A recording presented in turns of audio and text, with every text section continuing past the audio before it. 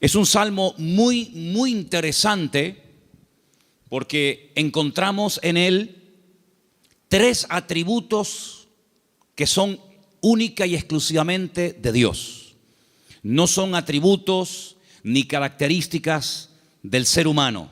Estas tres cualidades o características solamente las tiene Dios.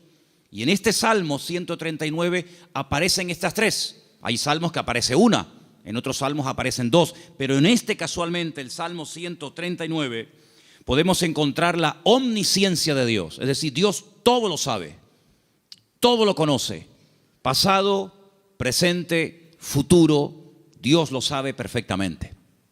Y eso lo encontramos en este Salmo. Encontramos la omnipresencia de Dios, es decir, Dios está en todas las partes al mismo tiempo. No significa que si está en un lugar se ausenta de otro, sino que la presencia de Dios lo abarca todo. Él está en todas partes, que no es lo mismo que decir en todas las cosas. Eso sería una aberración, decir que Dios está en las cosas. Dios está en todas partes, pero Dios no está en las cosas. Porque si estuviera en las cosas, pues creeríamos en el panteísmo, de tal manera que gente se puede acercar a Dios a través de una oración a un árbol, otros a una estrella, otros a la tierra, etcétera, etcétera. Dios está en todas partes, pero no significa que esté en las cosas de una forma visible, ¿no? Y finalmente, la omnipotencia de Dios. Dios no tiene ningún tipo de limitaciones, ni de espacio, ni de tiempo. Por eso encontramos a Dios con una definición muy breve, pero muy profunda. Es la profundidad de la sencillez de Dios. Que Dios es espíritu. No lo limita el tiempo, no envejece, no caduca. La Biblia ha sido escrita en un lenguaje humano donde aparecen muchas figuras retóricas para explicar lo que Dios es y lo que Dios hace. Y hay una figura muy común en la Biblia que se llama antropomorfismos, y es utilizar elementos del cuerpo humano para hablar de aspectos o características de Dios. La Biblia dice o habla del brazo del Señor, sobre quién ha creído nuestro anuncio y sobre quién se ha manifestado el brazo del Señor. La Biblia habla de los ojos de Dios, la Biblia habla de la mano de Dios, pero son simplemente eso, antropomorfismos, es utilizar un lenguaje conocido, un lenguaje humano, ¿verdad?, distintas partes del cuerpo, para describir la naturaleza de Dios en la vida de su creación, en la vida de los seres humanos. Hemos oído a veces escuchar como que la naturaleza tiene el libre albedrío de hacer cuanto quiera, y no es verdad. Las leyes de la naturaleza las estableció Dios desde el principio de los tiempos. Fíjense qué curioso que todas las leyes que el hombre ha ido descubriendo con el paso del tiempo son leyes que estaban ocultas a los ojos del hombre. El hombre no las ha inventado, simplemente las ha descubierto, ¿verdad? Pero son leyes que Dios estableció desde el principio de los tiempos. Y uno de los libros más profundos de la Biblia, que es el libro de Job, encontramos el peso de la tierra, encontramos los nombres de algunas constelaciones y estrellas, encontramos cómo el viento pesa, ¿verdad? Cosa que no se descubrió hasta muchos siglos después, y encontramos muchas cosas muy interesantes acerca de las leyes de la creación. Alguien dijo que lo creado es una manifestación de las ideas y de la voluntad de Dios hechas realidad, ¿vale? Dios hablaba y su palabra se materializaba. Poder que no transfirió al hombre, imagínense. Es un poder simplemente, o es un poder que solamente se limita a él. Dios habla y lo que Dios ordena se materializa, se cristaliza, ¿sí? Sea la luz o sea cualquier otro elemento. Ahora, en el Salmo 139 vemos estos tres atributos de Dios, repito, omnisciencia, omnipresencia y omnipotencia. Y a partir del versículo 7, el salmista se hace una serie de preguntas muy interesantes, pero las hace en forma de sorpresa. Aquí dice: ¿a dónde me iré de tu espíritu? ¿A dónde huiré de tu presencia? Si subiere a los cielos, allí estás tú. Si en el Seol hiciere mi estrado, he aquí, allí tú estás. Si tomare las alas del alba y habitare en el extremo del mar, aún allí me guiará tu mano y me asirá tu diestra. Si dijere, ciertamente las tinieblas me encubrirán, aún la noche resplandecerá alrededor de ti. Aún las tinieblas no encubren de ti, y la noche resplandece como el día. Lo mismo te son las tinieblas que la luz. ¿Cuántos dicen amén? Ahora, en la Biblia encontramos a ciertos personajes que por las circunstancias que estaban atravesando no les quedó más remedio que huir y esconderse de las personas que querían quitarles la vida. Por ejemplo, piensen en Moisés. Cuando él tenía 40 años, dice la Biblia que él para mediar en una disputa, en una pelea, dice que él se levanta contra un egipcio y lo mata y lo oculta. Pero aparentemente se ve que su crimen, su asesinato no quedó, digamos, oculto. Y al día siguiente alguien le dice, ¿me vas a matar a mí como ayer mataste al egipcio? Y esto le produjo un pánico, le trajo un miedo tan grande a Moisés, que dice que tuvo que huir al desierto. Y se ve que no lo encontraron. Se ve que el faraón, que a lo mejor intentó encontrarlo, fue todo en vano, porque pasó 40 años en el desierto y la Biblia no dice en ningún momento que a Moisés lo localizaron y lo llevaron a Egipto y lo sentenciaron. Por lo tanto, supo huir y se escondió, pero tuvo que huir. Tenemos, por ejemplo, el caso de David. David es un joven que recibe el llamado de Dios, la unción, el respaldo de Dios siendo muy joven. El profeta Samuel derrama sobre él aquel cuerno lleno de aceite que tipificaba la unción que él tendría el día de mañana para ser el segundo rey de Israel. Y dice la Biblia que durante muchos años, David tuvo que huir y tuvo que escaparse y esconderse porque Saúl estaba obsesionado con quitarle la vida. Y se ve que lo hizo bien, por supuesto la bendición de Dios también estaba con él, porque Saúl nunca lo encontró, a pesar de que muchas veces estuvo muy cerca de echarle mano, incluso hasta de quitarle la vida. Así que vemos que hay hombres en la Biblia, seguramente hay otros, que tuvieron en momentos puntuales de la vida que huir. Pero lo que me llama la atención es que estas personas huían de hombres y fueron capaces de ocultarse de esos hombres, sea Faraón, sea Saúl, que querían quitarle la vida. Pero lo curioso es que en el primer libro de la Biblia, el libro del Génesis, el primer hombre intenta jugar al escondite con Dios. Porque dice la Biblia que cuando Adán peca, se esconde de Dios, como si Dios no supiera dónde está. Es decir, Adán está tratando a Dios como si fuera un hombre. Así como Saúl no pudo encontrar a David porque sabía dónde esconderse, y así como Moisés se supo meter en el desierto y no lo encontraron, Adán creía que se podía ocultar de Dios. Sin embargo, el Señor sabía perfectamente dónde está. Me llama la atención que cuando leemos el libro del profeta Jonás, en el capítulo 1, dice la Biblia que él recibe un llamamiento para ir a predicar a una tierra extranjera, a la capital del imperio de Asiria. La ciudad se llamaba Nínive, pero él no quería ir, porque él sabía que si la gente se exponía a la palabra y se arrepentían, Dios los iba a perdonar. Y como él no quería que Dios los perdonara, sino que los castigara y los destruyera, pues dice, no voy a predicarles. Y como no van a tener la opción de arrepentirse, pues que se mueran.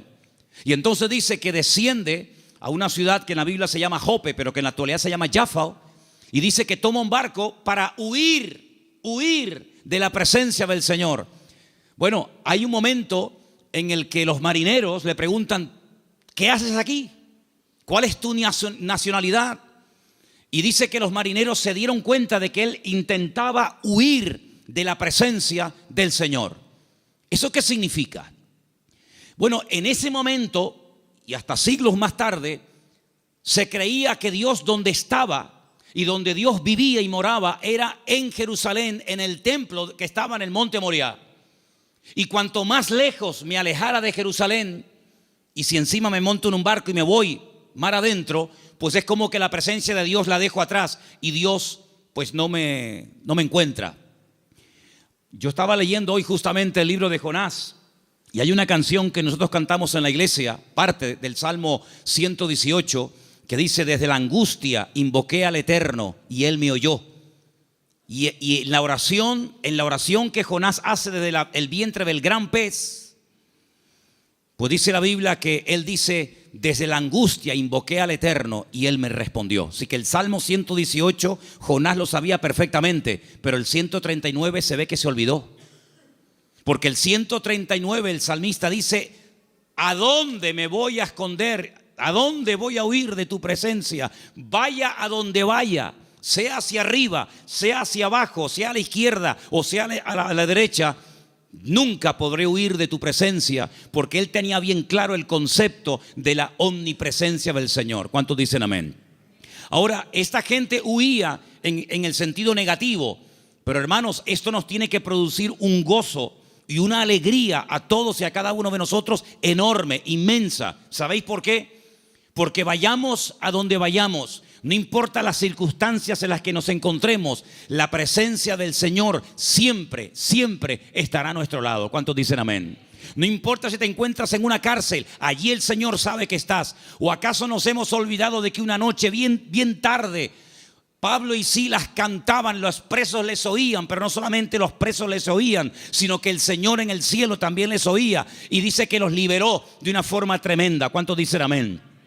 Dice la Biblia que cuando estaba en la tempestad, al día siguiente, cuando llevan ya más de 20 días en ayuno, sin ver estrellas, sin ver sol, perdidos, desesperados en medio del mar Mediterráneo, se levanta el apóstol Pablo y dice: no tengan ningún temor, porque anoche estuvo en mi camarote el Señor y me dijo que si nos mantenemos unidos, nadie va a perder la vida. Luego lo vio en la cárcel y también lo vio en la tempestad.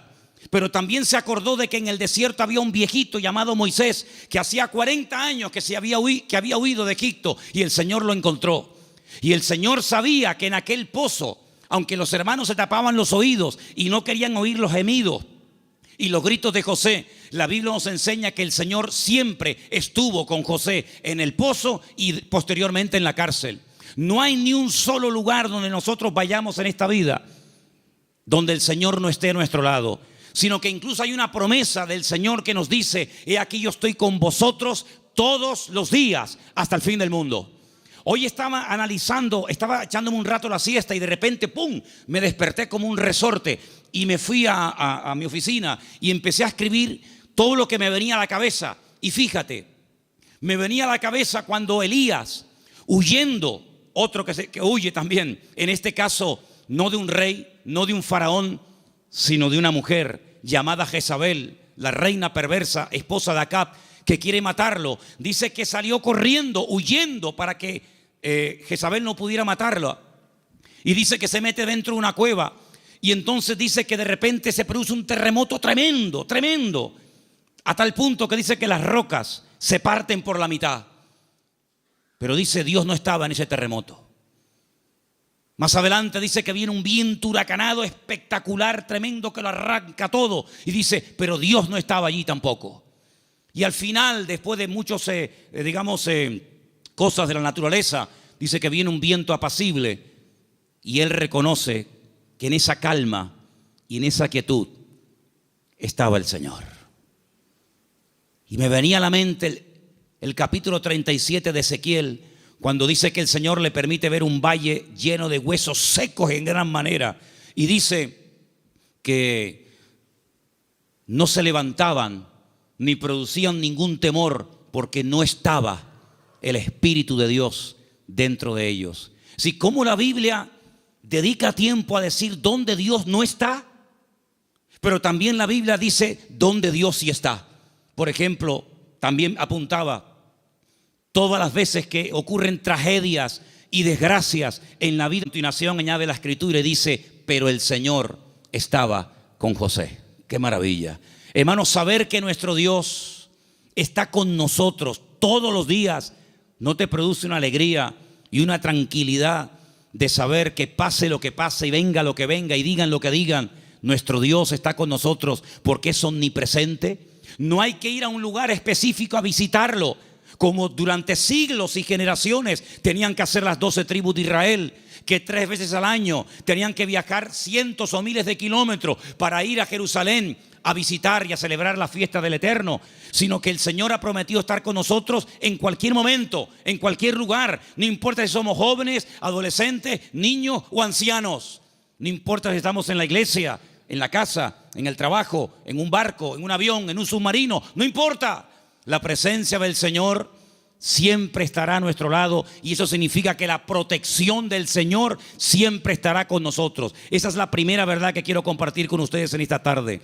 Y si habéis prestado atención a la lectura, ¿cuál fue la lectura de hoy? ¿Cuál fue? Salmo 121. ¿Cómo empieza el Salmo 121? Alzaré mis ojos a los montes. ¿De dónde vendrá mi socorro? Ay, amigo, cuando tú estás donde empezaban los peregrinos que iban a Jerusalén a celebrar las fiestas, cuando tú te pones en el principio de ese camino, allí en lo alto en Galilea, y ves un camino estrecho, rodeado de unas montañas gigantescas, y te explican que en esas montañas se ponían los ladrones y las bandas armadas para robarle las ofrendas y los diezmos que iban a llevar al templo a Jerusalén. ¿Cómo nos van a alzar los montes los peregrinos y decir: Señor, ¿de dónde vendrá nuestro socorro? No es que está implorando la ayuda de las montañas, no, porque el versículo siguiente dice: nuestro socorro viene del Señor que hizo los cielos y la tierra. No dará tu pie resbaladero, ni se dormirá el que te guarda. Él guardará tu salida y tu entrada desde ahora y para siempre. ¿Cuántos dicen amén? Hermanos, en estos tiempos en los que estamos viviendo, es importante que nos recordemos cada día: el Señor, la presencia del Señor, la cobertura del Señor está a mi lado. ¿Cuántos dicen amén? Dile que está a tu lado: el Señor está con nosotros porque es un Dios fiel. Aleluya. Esa es la primera verdad que tenemos que tener presente en nuestra vida. Primera de Juan 5:18, primer versículo que nos van a leer en esta tarde. Primera de Juan, capítulo 5, verso 18. Presten atención, por favor. Sabemos que todo aquel que ha nacido de Dios no practica el pecado, pues aquel que fue engendrado por Dios le guarda, y el maligno no le toca. El maligno, la promesa que dice, el maligno no le toca. ¿A quién no le toca? Al Hijo de Dios. ¿Y por qué no le toca? Porque está protegido. ¿Por quién? Por aquel que lo engendró. Nuestro Dios no solamente está, sino que está para defendernos, está para guiarnos, está para bendecirnos.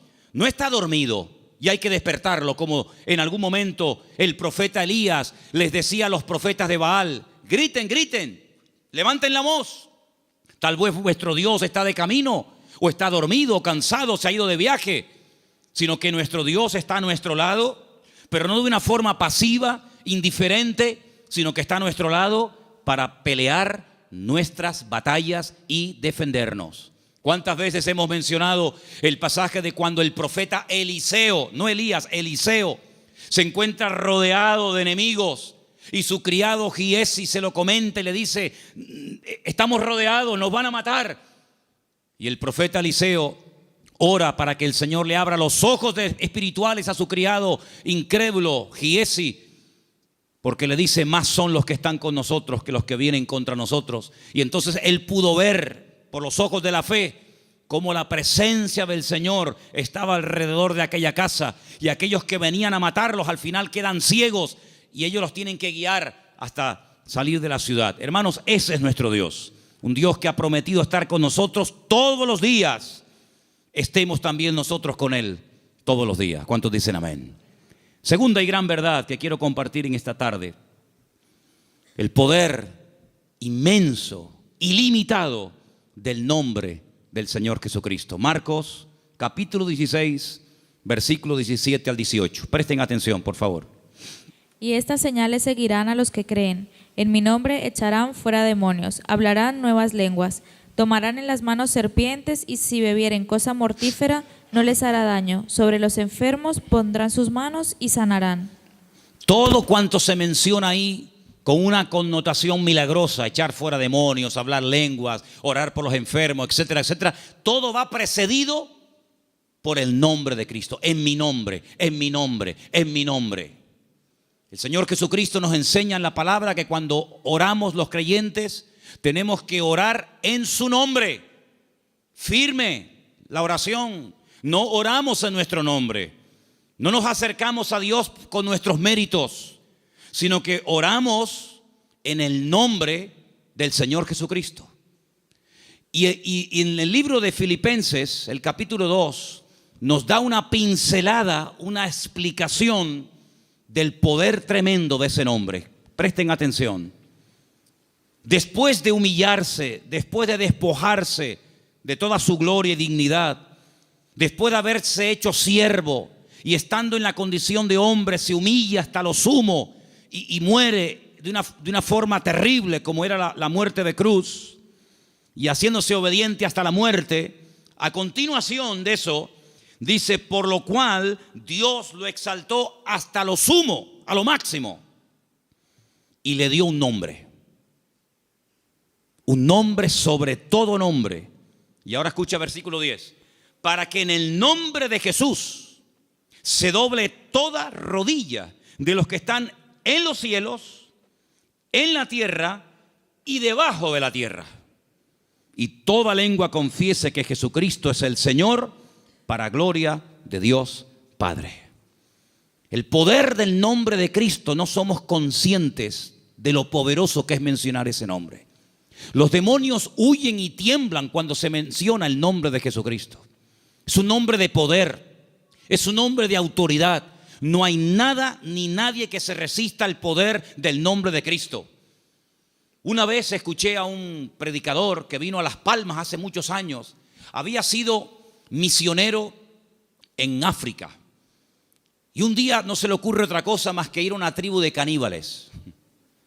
Y dice que mientras dormía en una choza durante la noche, hay un momento en el que él se despertó y ve a un caníbal con un garrote a punto de darle un palo en la cabeza y matarlo. Dice que fue algo tan rápido, no había tiempo para decir: hermano, vamos a orar, espérate un momentito. Dice que solamente dijo: Jesús. Solamente mencionó el nombre del Señor. Y dice que se le cayó ese garrote de la mano a este hombre y salió corriendo. Hermanos, hay millones de testimonios de personas que han sido sanadas, liberadas, salvadas, bendecidas y transformadas por el poder del nombre de Jesucristo. Es un nombre que tenemos que utilizarlo cuando oramos, cuando hacemos cualquier cosa: conducir, estudiar, trabajar, salir, entrar. Porque no solamente es una sugerencia, no solamente es una propuesta, una idea que les lanzo, sino que es un mandamiento bíblico. Vamos a leer en Colosenses 3:17. Fíjense cómo la Biblia nos enseña lo que estoy diciendo en esta tarde. Colosenses 3:17, por favor. Y todo lo que hacéis, sea de palabra o de hecho, hacedlo todo en el nombre del Señor Jesús. Todo. Dando gracias a Dios Padre por medio de Él. Todo lo que hacéis, todo lo que habláis, hacerlo todo en el nombre del Señor Jesucristo. Cuando se monten en el coche a conducir: Señor, en tu nombre pedimos que nos traigas y que nos lleves de regreso a casa con tu paz y con tu bendición. Cuando vayas a un examen, cuando vayas a prepararte para hacer un examen o estudiar: Señor, yo me preparo, yo estudio, yo memorizo, pero yo pido que en tu nombre este examen salga bien, Señor. Cuando vas a trabajar o cuando vas a buscar trabajo, cuando vas a dormir, cuando vas a levantarte, todo lo que hacemos y todo lo que decimos, dice: hacedlo todo en el nombre de nuestro Señor Jesucristo. ¿Cuántos dicen amén?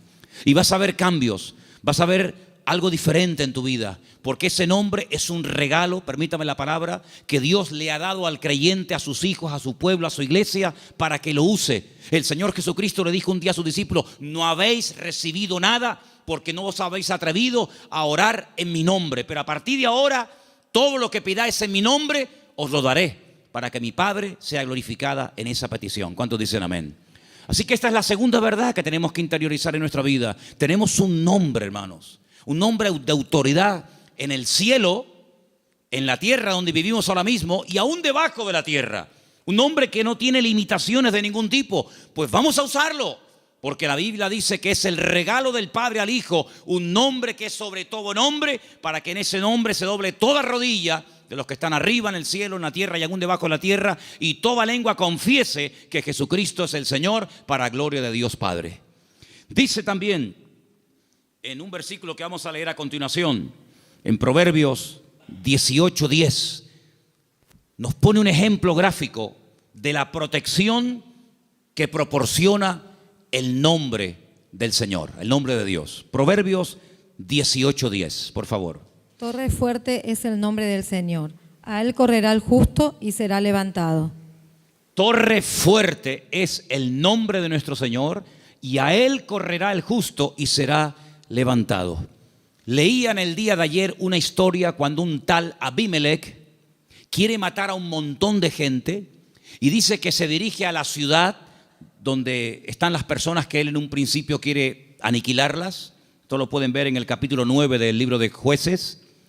Y dice la Biblia que en esa ciudad había una torre donde la gente de la ciudad, las mujeres y los niños se metieron, subieron a lo alto de la torre y allí se escondieron, y dice que no les pasó nada. Yo no sé si el salmista se inspiró en esa historia para escribir estas palabras. Torre fuerte es el nombre de nuestro Dios. A él correrá el justo y será salvado en el tiempo de la angustia, en el tiempo de los problemas. Así que, hermanos, les animo a que en esta semana, no en vano, porque fijaros que sagrado es el nombre del Señor, que hay un mandamiento de los 10, del decálogo, hay uno que curiosamente hace referencia a su nombre: no tomarás el nombre de tu Dios en vano. Pero bueno, una cosa es no tomarlo en vano y otra cosa es no tomarlo nunca. Por lo tanto, cuando menciones el nombre del Señor, que la gloria, una vez obtenida la respuesta a esa petición o a esa necesidad, que la gloria no sea para ti, sino que la gloria se la lleve el Señor. ¿Cuántos dicen amén?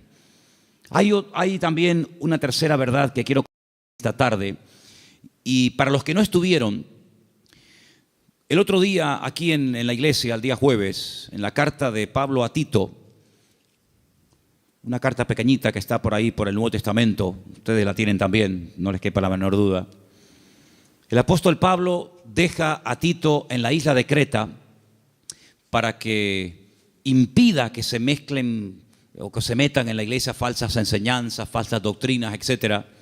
Y una de las cosas que el apóstol Pablo le decía a este joven pastor es que en la iglesia tiene que haber, a nivel de cuerpo, una sana doctrina, y que el liderazgo, los ancianos que él iba a nombrar para que ocuparan cargos de responsabilidad en la obra, tenían que ser personas con una serie de características. Algunas eran prudentes, con paciencia, serios, sobrios, etc. Pero lo que me llamó la atención es que dice, y el liderazgo tiene que tener una fe sana. Bueno, literalmente dice que sean sanos en la fe. Y esto despertó mi curiosidad, porque la tercera verdad que quiero que en esta tarde escuchen ustedes y quiero compartir es el poder que tiene el cuerpo, el pueblo del Señor, siempre y cuando la fe de esa iglesia sea una fe sana.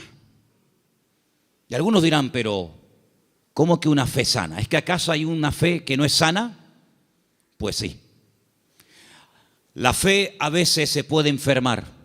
De hecho, vimos el jueves, repasamos un poco, que hay un momento puntual en el ministerio del Señor Jesucristo en el que algunos discípulos vienen y le dicen, Señor, nos ha pasado algo y queremos contártelo.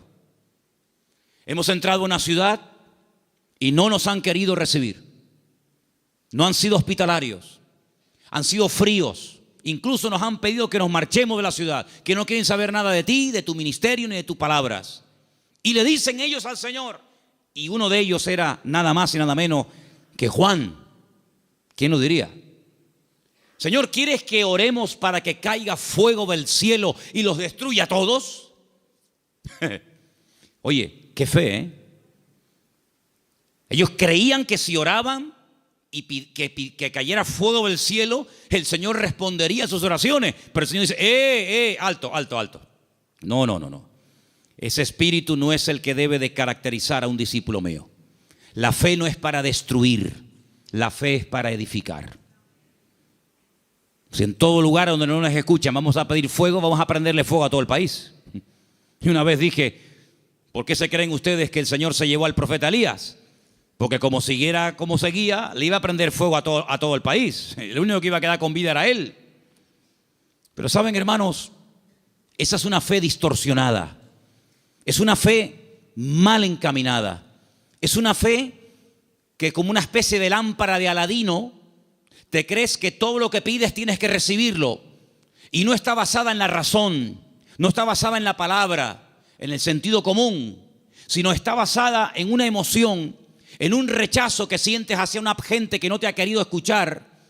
Y es una fe que no tiene nada que ver con una fe sana, que es la fe que tiene que tener el creyente. Es una fe totalmente distorsionada, una fe que no es la que yo quiero que ustedes tengan.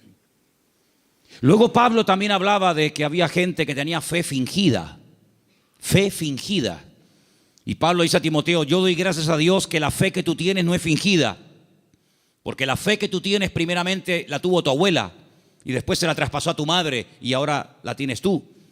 Y dijimos que esa fe no fingida tiene que ver con una fe sincera, sin mezcla, sin hipocresía. Otra versión dice sin engaño, sin máscara. Hablamos también acerca de que hay fe, hay gente que tiene fe, pero es una fe muerta. Tienen fe, pero está muerta. ¿Y cuál es la fe muerta? La que no produce obras. Dice la Biblia, la fe sin obras está muerta. Por lo tanto, cuando vamos a este tercer punto y hablamos acerca de la protección sobrenatural que hay sobre nuestra vida y de lo indestructible que es el pueblo del Señor, para que eso se dé, tiene que haber una fe sana entre nosotros. No una fe rara, distorsionada, enferma, sino una fe puesta en las promesas y en la palabra de nuestro Dios. ¿Cuántos dicen amén? Y entonces esa fe va a traer estabilidad. Esa fe va a traer una revelación del verdadero Dios al cual tenemos que honrar, adorar y servir. Porque yo creo con todo mi corazón que la forma como oramos, la forma como nos planteamos nuestro estilo de vida, las decisiones que tomamos o no, es decir, todo lo que hacemos en la vida como creyentes gira en torno al concepto que tenemos de nuestro Dios. Es decir, si nuestro concepto de Dios está equivocado, por mucha fe que tengamos, no estamos actuando correctamente. Y volvemos al principio del mensaje de hoy. Jonás creía que había lugares donde se podía esconder de Dios y Dios no encontrarlo. Dice que él huía de la presencia de Dios, huía del llamado de Dios, de la responsabilidad. ¿Por qué? Porque no quería cumplir con el llamado de Dios. Y hace exactamente lo mismo que hizo Adán en el jardín del Edén: huir, esconderse de Dios. Y él creía que uno se podía esconder de Dios. Y él actuaba en base a esa creencia equivocada. Por lo tanto, es muy importante que nosotros nos preguntemos de vez en cuando, a la luz de las Escrituras, si la forma como yo estoy orando y pidiendo las cosas, si la forma como yo estoy viviendo mi relación con el Señor es una relación basada en una fe sana o en ideas distorsionadas y equivocadas. Porque hay personas que se imaginan que Dios, como acabo de decir, es esa especie de lámpara de Aladino que frotamos y Dios tiene que estar a mi servicio las 24 horas del día y Dios tiene que complacerme en todo lo que le pido y en todo lo que quiero. Y no es así. Hay momentos en los que puedes tener una fe tremenda y Dios decir a tu oración no. Puede ser que tengas una sinceridad y un deseo tremendo de hacer algo para el Señor, genuino, bíblico, correcto, pero a ti no te corresponde hacer esa operación, hacer ese trabajo. Como por ejemplo el rey David, que quería construirle una casa a Dios. Y Dios le dijo, tú no la vas a edificar, la edificará la siguiente generación en la persona de tu hijo Salomón. Hay momentos en los que el mismo apóstol Pablo quería ir a ciudades a predicar el evangelio. ¿Será bíblico predicar la palabra? Por supuesto. Es un mandato del Señor, claro, ir por todo el mundo y predicar el evangelio. Pero también hay que decirlo que hay momentos en los que el Pablo quería ir a ciertos lugares a compartir y el Señor le decía, no, ahí no, No, en Bitinia no. Bueno, pues me voy a Misia. No, ahí tampoco. Y uno dice, pero Señor, ¿no es tu voluntad ir a predicar a todas partes tu palabra? Sí, pero cada sitio y cada persona tiene su momento y tiene su lugar. Y ahora no es el momento de ir aquí, ahora es el momento de ir allá. Y Pablo, que era sensible a la voz del Espíritu, Pablo, que era una persona que se dejaba tratar y moldear, pues no era un niño caprichoso con la pataleta que cuando no le das la chupeta se pone a montarte un lío tremendo, sino que decía, bueno, pues si no es por aquí, será por allá. En otras palabras, no se venía abajo, no se derrumbaba, no se desanimaba, sino que él seguía probando, hasta que al final encontró el lugar idóneo donde el Señor quería llevarlo y usarlo. Por lo tanto, es muy importante que la iglesia interiorice esta verdad. El Señor nos quiere usar. Tenemos que cumplir con nuestras responsabilidades. Por supuesto que sí, pero ¿estaré yo preparado para eso que quiero hacer? La Biblia nos enseña que cuando José era un joven, ya él sabía lo que Dios quería hacer con su vida. Yo creo que pecó un poco de imprudente. Abrió su corazón a sus hermanos. Tal vez lo mejor hubiera sido abrírselo solamente a su padre, pero él le abrió su corazón a sus hermanos, le contó los sueños que había tenido y se buscó la ruina de su vida. Bueno, después al final, lógicamente, sabemos que el Señor utilizó todo aquello y lo convirtió en algo positivo, ya lo sabemos. Pero hermanos, él tuvo que esperar desde el momento que recibe la revelación de la voluntad de Dios para su vida, hasta que él ve que eso se cumple. Pasaron muchos años, pasó mucho tiempo. ¿Por qué? Porque el Señor tenía que tratarlo, y tenía que prepararlo, y tenía que capacitarlo. Y lo tuvo que hacer pasar por situaciones terribles, terribles. Pero en todas y en cada una de ellas aprendió lecciones que lo marcaron para toda la vida. Y cuando llegó el momento, el Señor lo levantó y el Señor lo utilizó. Por eso, amados hermanos, ¿en qué momento, en qué etapa del camino te encuentras? Sin embargo, cuando le escribe el apóstol Pablo a Timoteo, le dice: Timoteo, Dios no nos ha dado espíritu de cobardía. Probablemente estaba pasando por un momento de temor frente a semejante responsabilidad. Pablo dice: Dios no nos ha dado espíritu de cobardía y no te tienes por qué avergonzar de mis cadenas. Cuando te pregunten dónde está tu apóstol Pablo, dónde está el fundador de la iglesia, no te avergüences de mis cadenas, da testimonio de ellas. Y te recuerdo que tienes que cumplir con tu ministerio. Y te recuerdo que tienes que predicar la palabra a tiempo y fuera de tiempo. Y te recuerdo que tienes que cuidar tu salud. Y te recuerdo que no le des lugar a los comentarios de la gente que te menosprecian por la edad que tienes, etcétera, etcétera, etcétera. En otras palabras, ¿por qué le exige que sufra? Sufre, pelea, predica, con ganas y sin ganas, a tiempo y fuera de tiempo. ¿Por qué? Porque sabe que está en una etapa de la vida en la que a él se le puede exigir, pero a otras personas Pablo no les exigía tanto. ¿Por qué? Porque no habían llegado al nivel y a la madurez que Pablo entendía que Timoteo ya tenía. Por lo tanto, en base a tu conocimiento, en base a tu madurez, en base al desarrollo que tú tienes en el Señor, se te exigirá más o se te exigirá menos. Pero todo creyente que forme parte del cuerpo de Cristo, el cual llamamos iglesia, tiene que asumir las responsabilidades que le corresponda. Y yo, por ejemplo, en esta tarde tengo aquí una pequeña lista de cosas en las cuales todos sí podemos, a pesar de que lleven poco tiempo o mucho tiempo, todos sí podemos cumplir con ellas. Por ejemplo, con la puntualidad. Yo doy gracias al Señor de que en esta iglesia, salvo raras excepciones, siempre se empiezan los cultos a su hora. ¿Sí o no? ¿No dicen que no? Hemos estado en algunas iglesias donde el culto se ha empezado media hora tarde. Y durante la predicación aún sigue entrando gente. Y decirnos a algunos miembros de la iglesia: en esta iglesia siempre ha sido así, es imposible empezar un día a tiempo.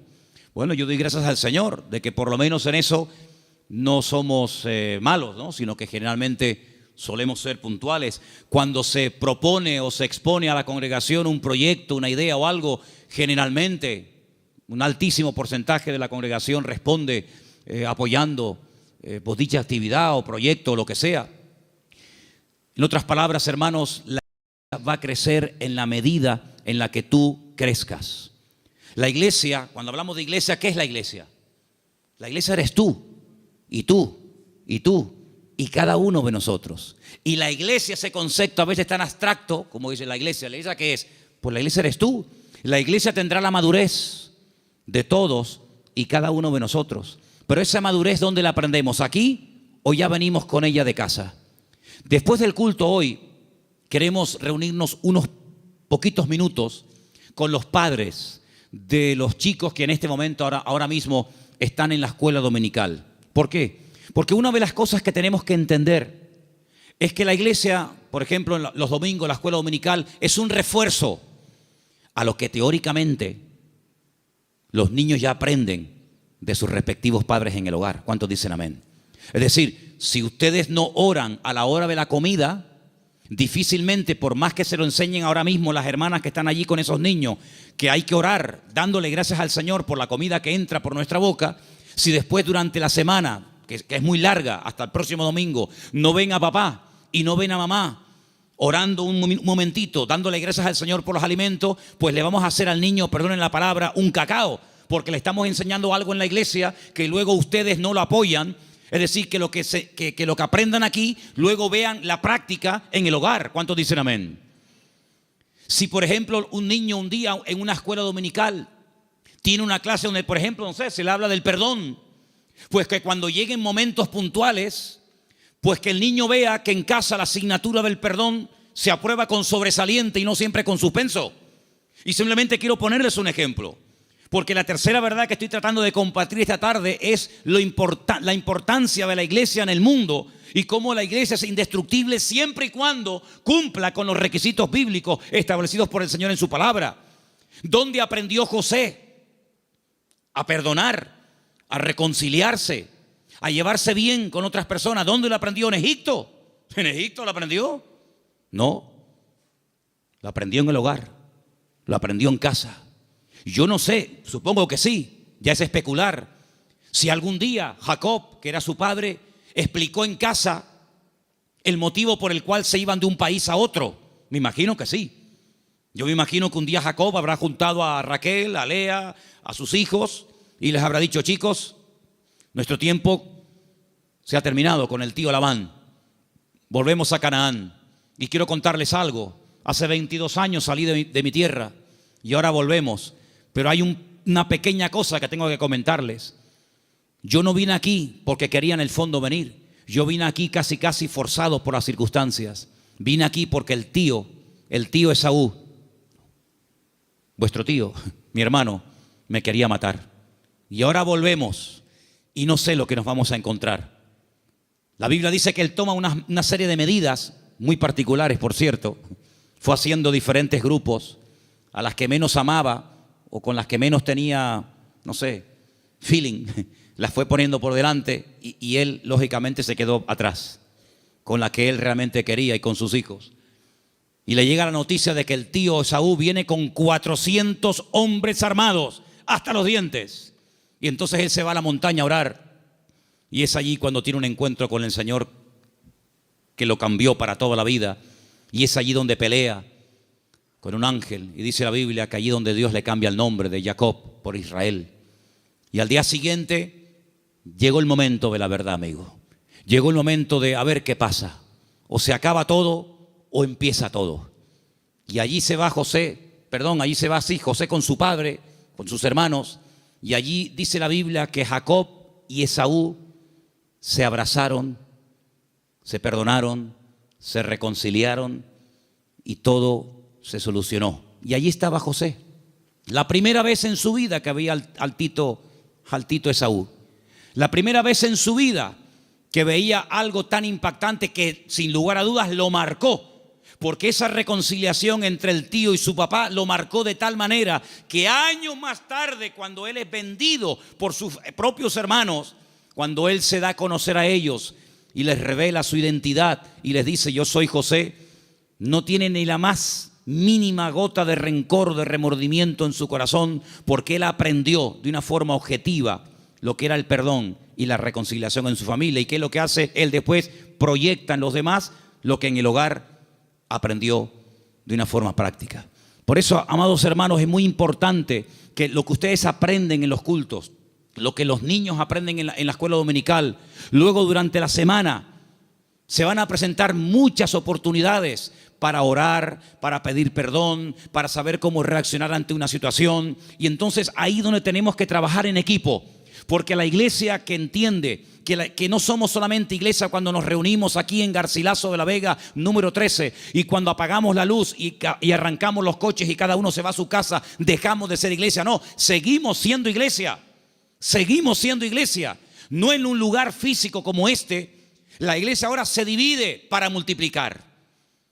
La iglesia que se divide dentro es una ruina.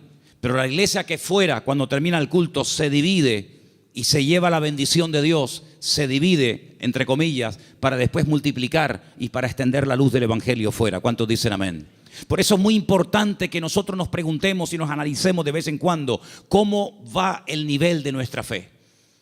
Quiero ponerles un pequeño ejemplo de la Biblia, donde dice la palabra que un padre desesperado, un padre con un problema con un hijo que nada ni nadie puede solucionar, fue un día con toda la fe y con toda la sinceridad del mundo a pedir ayuda al Señor, pero el Señor no estaba.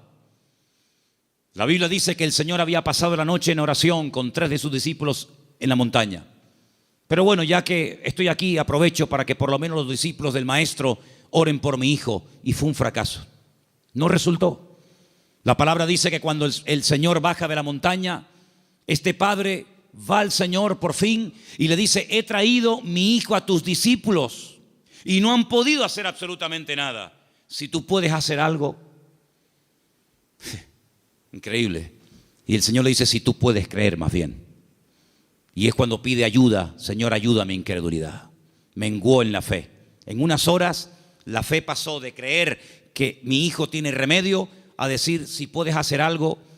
Eso no es una fe sana. La fe sana es la que aguanta la prueba.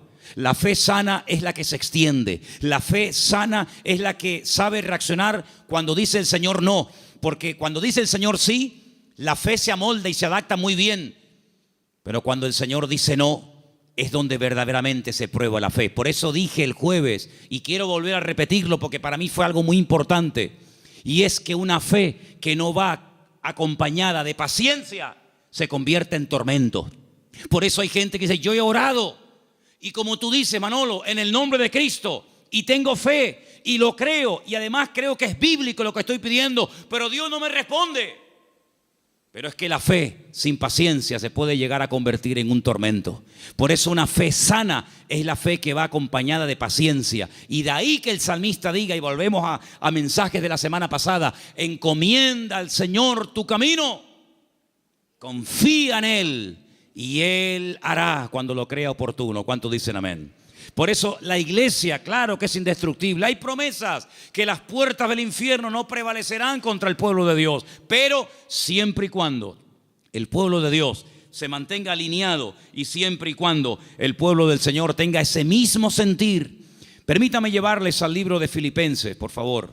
En la carta del apóstol Pablo a los Filipenses, y mientras la buscan, decirles, amados hermanos, que esta carta se escribió desde la cárcel en Roma.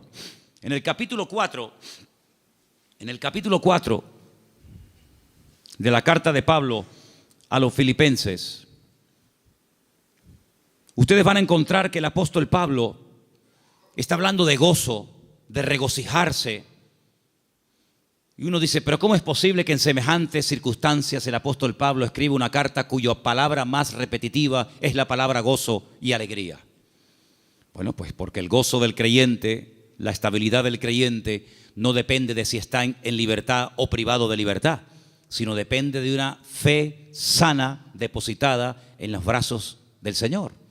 Pero en medio de la carta, cuando él está explayándose, dando unas explicaciones extraordinarias sobre todo esto, llegamos al versículo 2, Filipenses 4:2, donde él hace un ruego, una tarea que les pongo: escriban en un papel todas las veces que Pablo le rogó a alguien algo. No lo hace mucho, pero aquí tienen un ejemplo. Este no vale, tienen que buscar otro.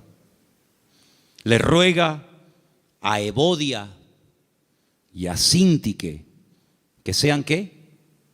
De un mismo sentir en el Señor. Evodia y Síntique eran unas hermanas de esta congregación, eran creyentes, fieles asistentes a la congregación, que no les está haciendo un llamado para que acepten al Señor en su vida y se conviertan. No, ya son creyentes, son hermanas de la congregación, pero entre ellas hay algo.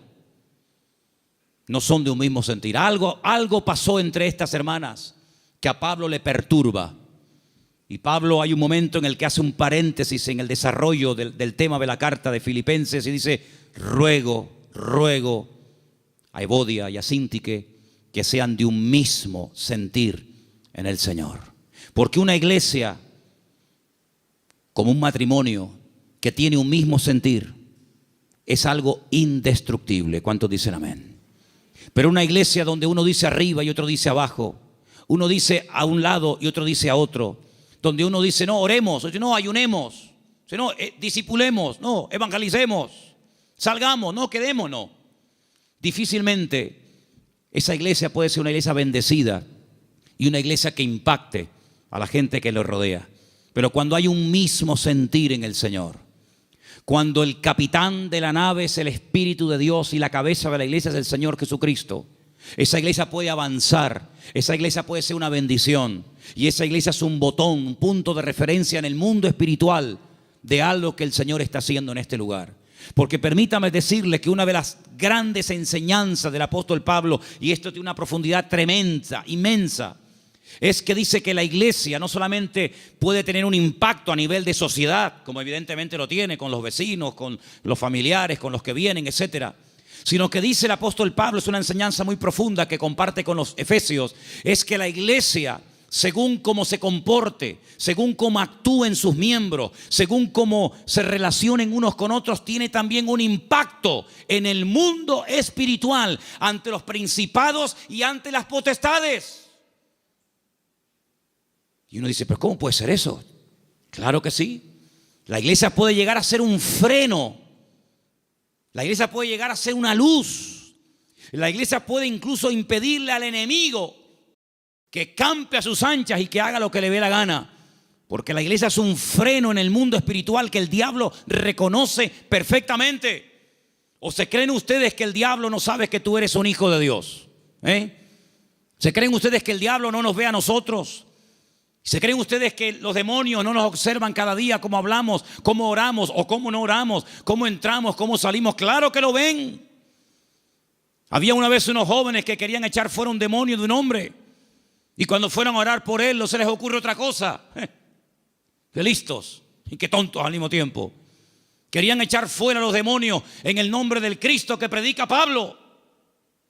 Y los demonios le respondieron y les dijeron a los 7 hijos de Seba, así se llamaba el padre de estos muchachos: conocemos a Pablo y conocemos al Cristo que predica Pablo, pero a vosotros no os conocemos absolutamente de nada.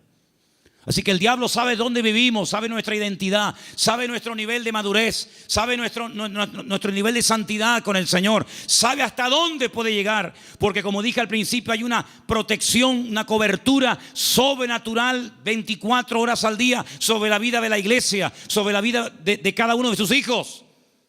Pero a veces nosotros podemos abrir rendijas, a veces nosotros incluso hasta le damos ideas al enemigo. Por eso dice Pablo, no le deis lugar al diablo. No le des lugar al diablo en tu casa. Si hay algo por donde está colando el enemigo, sé sabio y quítalo, elimínalo.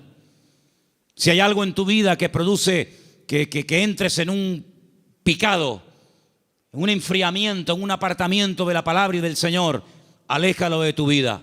Rodéate de gente espiritual. Lee libros que te edifiquen y no que te destruyan y te confundan más. Acércate a la palabra del Señor, busca al Señor. Porque cuando tú te metes en la presencia del Señor, todo lo que tú aprendas, todo lo que tú recibas, todo lo que tú crezcas, después cuando vengas a la congregación, aunque no hayas abierto la boca y nadie se haya enterado que has entrado ni que has salido, te puedo asegurar que tu vida en el mundo espiritual produce un impacto. ¿Cuántos dicen amén? Y podemos tener el enemigo a raya simplemente con nuestra presencia. Por eso, amados hermanos, estas 3 verdades La protección y la presencia del Señor permanente sobre nuestra vida. El poder y la autoridad del nombre de Jesucristo. Y la responsabilidad y el privilegio de formar parte del pueblo del Señor. ¿Que saben cómo lo define el Señor? ¿Saben cómo nos define nosotros el Señor? Real sacerdocio. Nación santa. Pueblo adquirido por Dios. Para que anunciemos las virtudes de aquel que nos llamó de las tinieblas a su luz admirable. El concepto que tiene el Señor de su iglesia es tan grande que dice: para mí, mi iglesia, tú y tú y tú y yo y cada uno de nosotros, Él dice: ustedes son mi cuerpo. Yo soy vuestra cabeza, pero vosotros sois mi cuerpo en la tierra. Somos los ojos, las manos, la boca de Cristo en esta sociedad donde Él nos ha puesto. Y amados, yo les digo algo, lo dije la semana pasada y lo quiero repetir ahora. El mundo está cambiando tan rápidamente que las iglesias van a ser lugares donde mucha gente desesperada, vacía, confundida y desorientada va a venir buscando ayuda. Porque miles de personas en su desesperación, en la pérdida de su trabajo, de salud, de marido, de familia, etcétera, ¿a dónde fueron? ¿A quién recurrieron? ¿A quién les pagaron? A muchos astrólogos, magos, santeros, brujos, adivinos, ¿sí o no? Mucha de esa gente que se ha llevado tremendas desilusiones, mucha de esa gente que ha perdido dinero, mucha de esa gente que se han llevado una desilusión tremenda y han visto que no han obtenido resultados, sino ha sido lo peor. El Señor nos va a poner a cantidad de gente en nuestro camino y llegará el momento cuando tú tendrás que darte cuenta de que tu vida proyecta una imagen en la sociedad en la que vivimos. Espero que nos podamos representar dignamente los unos a los otros. ¿Cuántos dicen amén? Les quiero hacer una pregunta. ¿Cómo se sentirían ustedes si yo mañana viniera al púlpito con el pelo de color verde? ¿No les gustaría, hermanos, un cambio de look en el pastor? Unos tatuajes, unas cadenas, unos piercing. ¿Cómo se llama eso que se pone en las orejas? No, zarcillos no, lo otro. Dilataciones, unas dilataciones. ¿Qué les parece? Como que no, ¿verdad? Como que no. Tal vez a una parte, a un grupo de personas que digamos que se visten y actúan así, no sé, tal vez a lo mejor les haría gracia un tiempo que un señor ya de cierta edad llamado pastor se vista así. Pero son más los que dejaríamos de alcanzar que los que alcanzaríamos con esas pintas, ¿sí o no? Pues sabe una cosa, hermano, cuiden su imagen pública, porque usted como hijo de Dios tiene que dar una imagen sana y digna del Evangelio. No decimos, no, es que yo hago lo que me da la gana, porque yo lo siento así. Hermano, interiorice esta verdad en su vida. La forma como usted habla con sus compañeros de trabajo, con sus clientes, con los amigos en el barrio, con tus familiares, etcétera. En cierto sentido, tú eres un embajador del cuerpo de Cristo, de la iglesia del Señor, en medio de la sociedad en la que vivimos. Por eso cada vez que vayas a hablar, a decir algo, a opinar, a aportar algo, piensa en esto. Lo que voy a decir te glorifica a ti, Señor. Lo hago en el nombre de Cristo. Tú lo harías y estarías contento con la imagen que estoy proyectando de ti.